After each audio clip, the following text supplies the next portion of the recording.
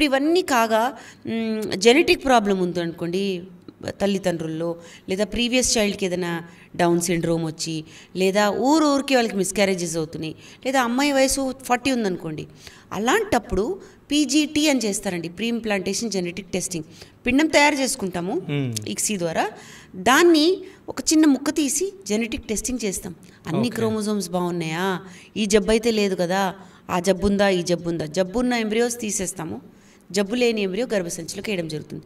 So ఎంత technology ఉంది చూడండి, రకరకాల సమస్యలకి మనము ఈ ప్రొసీజర్ చేయొచ్చు. ఓకే, అంటే హెల్దీయా అన్హెల్దీయా అనేది ఎట్లా తెలుస్తుంది మీకు? మనం ఒక చిన్న ముక్క తీసి పంపుతాం కదా, ఆ చిన్న ముక్కలో అన్ని క్రోమోజోమ్స్ ఉన్నాయని చూసుకుంటాం. అన్నీ ఉన్నాయంటే ఎంబ్రియోలో కూడా ఉన్నట్టే.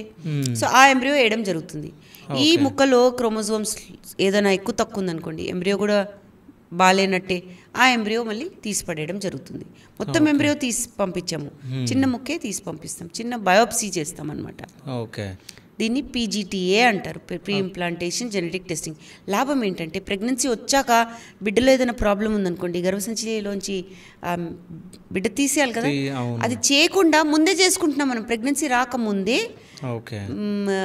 బాగున్న ఎంబ్రియోనే లోపలికి వేస్తున్నాం. దీంతో సక్సెస్